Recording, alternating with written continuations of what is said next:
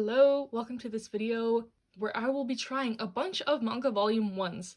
So on my Instagram, I do this thing where I post my TBR and I ask people to recommend me stuff to read from my TBR. And when looking at it recently, I was like, oh, I have a lot of volume 1s I haven't read. I think it's like 19 in my collection. So I figured I was due for another one of these videos, trying a bunch of volume 1s, telling you what I think about them, if I'm going to continue the series or not. This is heavily inspired by Shay Geeks Out.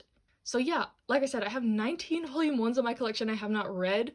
I'm not going to get to all of them in this video, but I've pulled a selection of a couple I definitely want to get to. I might not even get to these, I might swap them with some other things. But yeah, this is going to be a bit of a vlog style if I can finagle that.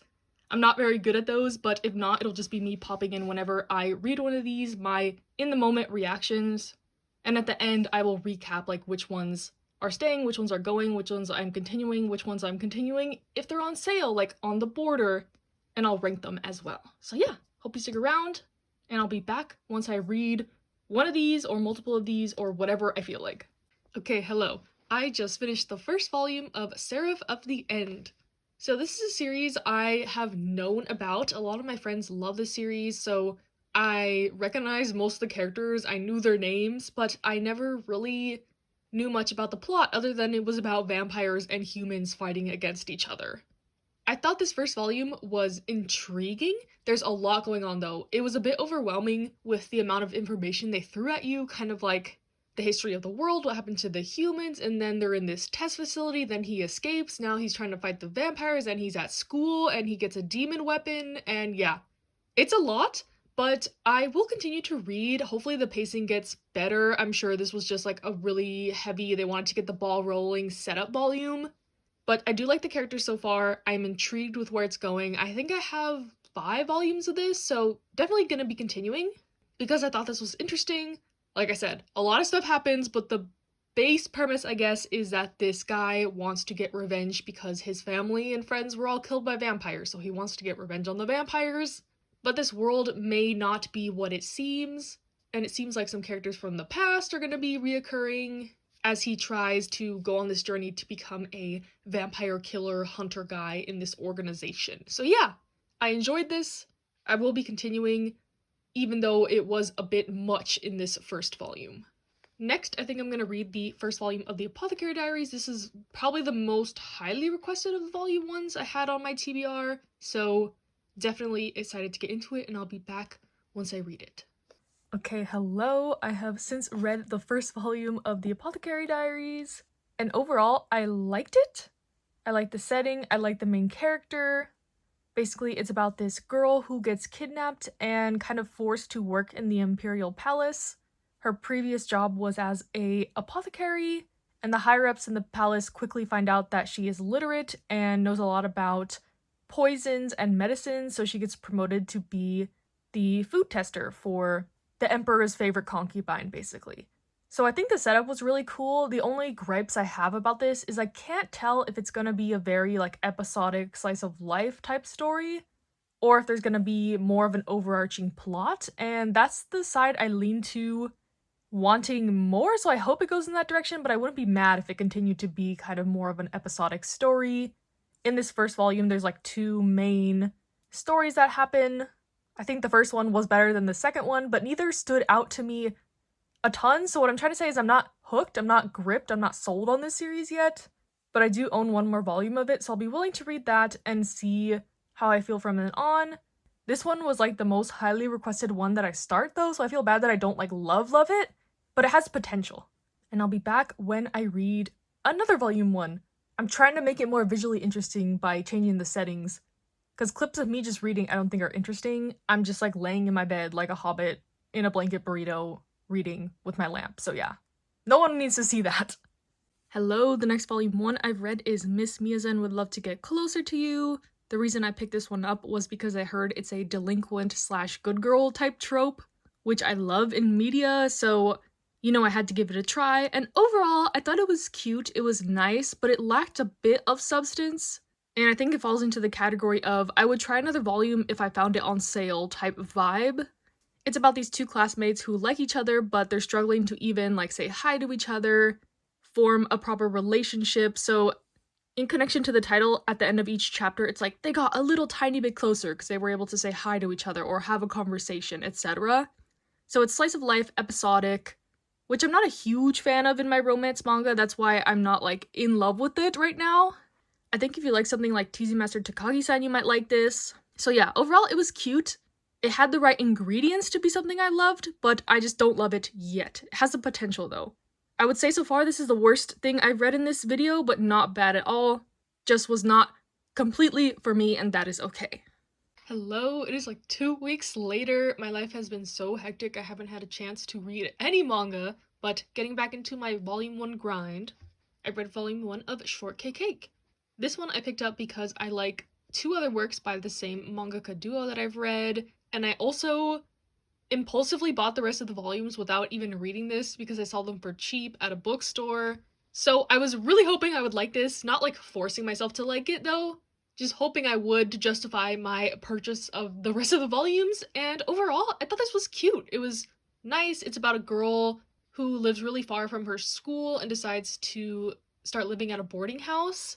And so far, it's just her interactions with the other residents of the boarding house. There's 2 guys that's gonna form a love triangle, I'm pretty sure, which is not my favorite trope, but we'll see how it plays out. I already have my favorite. I like Chiaki. I don't think that's like a big shocker, but we'll see. I can't foresee this having a ton of drama. Maybe it does, but the vibes I'm getting from it is very wholesome, cute, relaxing, and I'm definitely excited to read more of it. The art is also great. I like that they put the original art from the beginnings of the chapters in the back here. It's nice to see some more illustrations. But yeah, I like this one. It's cute so far. The female lead is like pretty straightforward. I like her character, and we'll see how this progresses. I like to binge shoujo series though, so I'm glad that I bought the rest of the volumes. Feeling a little better about that purchase now. And I'll see you when I read another volume 1. Okay, I'm back, and we got a bit of a deep cut from my collection. This is actually the manga I've had the longest that I haven't read. I don't know why. I knew I was gonna like this, so I was just putting it off. I think they're even done printing this first part of Blue Giant already, and I got this when it first came out. So yeah, that's how long this has been in my collection, and I finally just like, it was calling to me. So I read this omnibus, so technically volumes 1 and 2, so a little bit more than just my volume 1 impression.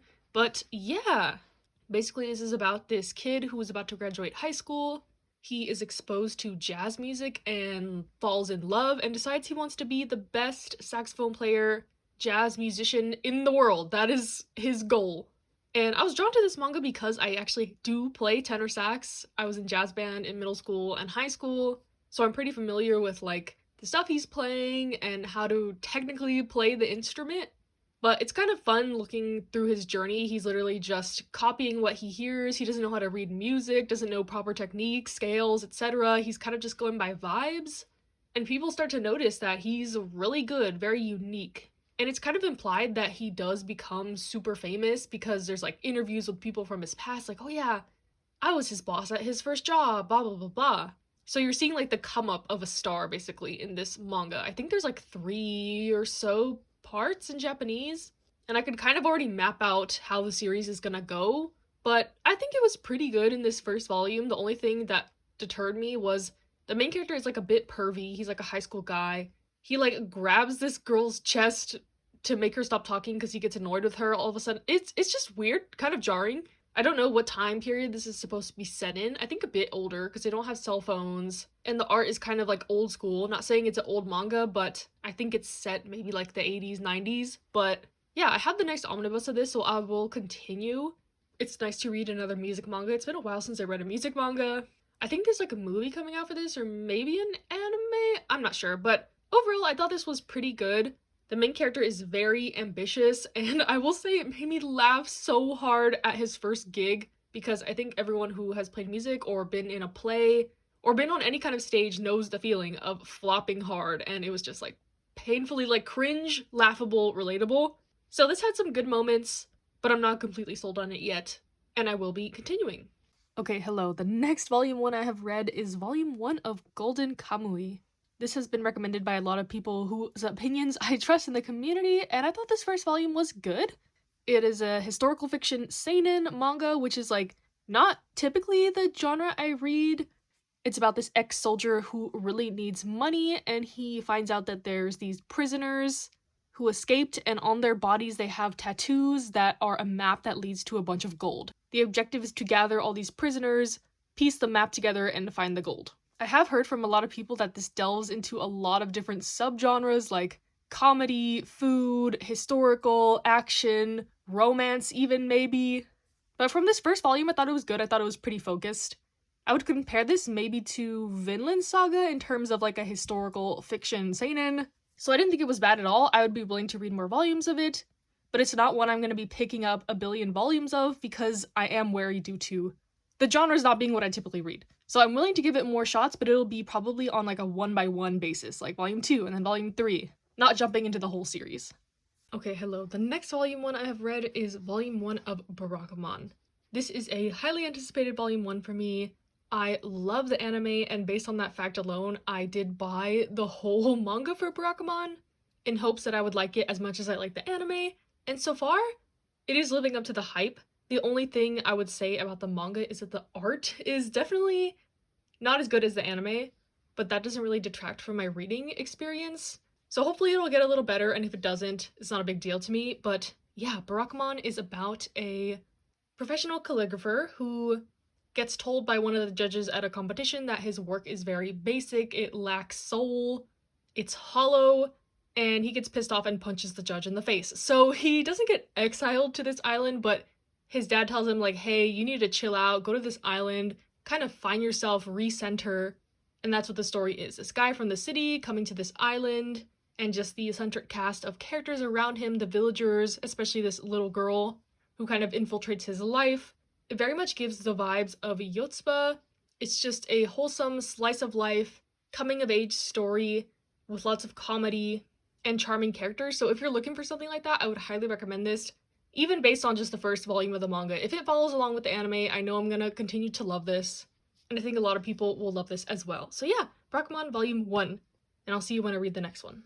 Next, I read something that is even more out of my comfort zone than Golden Kamui, Volume 1 of World End Solte. I decided to try this one out because it's by the same author as Spirit Circle, which I liked, so I decided to give it a shot, and honestly, this volume 1 was okay. I wasn't really hooked on the premise, to be honest, so I think I'm going to take a pause on this, maybe revisit it someday later, but essentially it's kind of a hero's journey tale about this girl named Solte who is setting out to go to this magic realm to get to the end of the world and find her parents that are supposedly dead.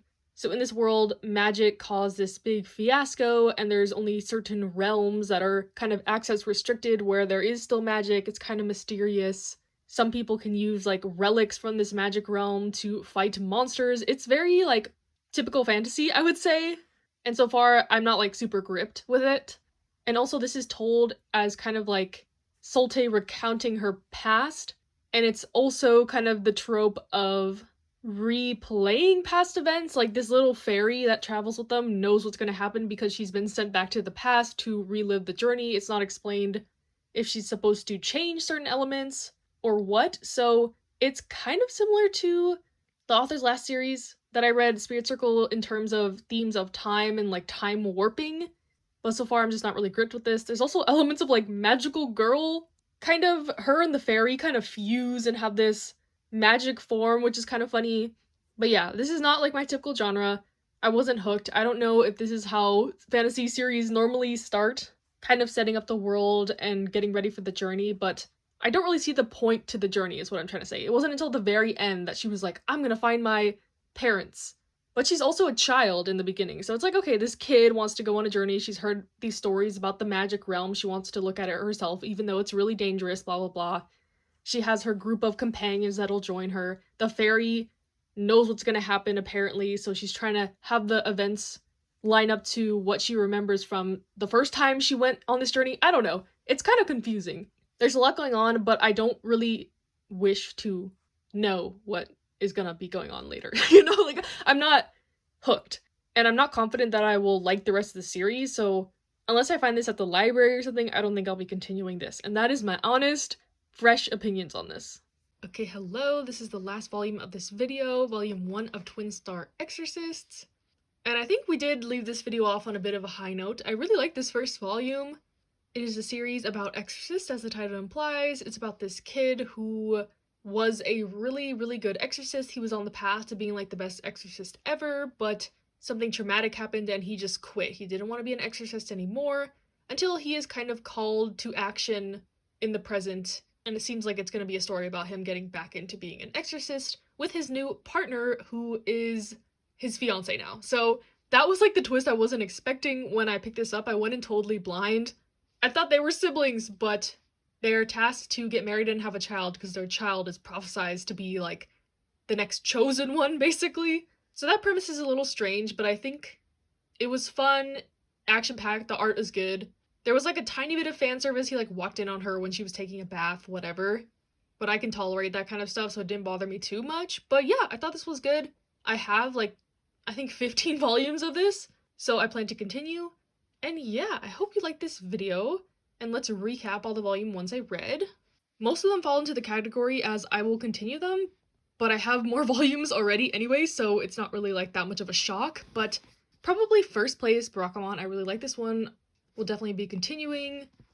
Shortcake Cake, this was a good start to a shoujo series. I do have the rest of this one as well, so I will be continuing. Twin Star Exorcist, this one was good, it was fun.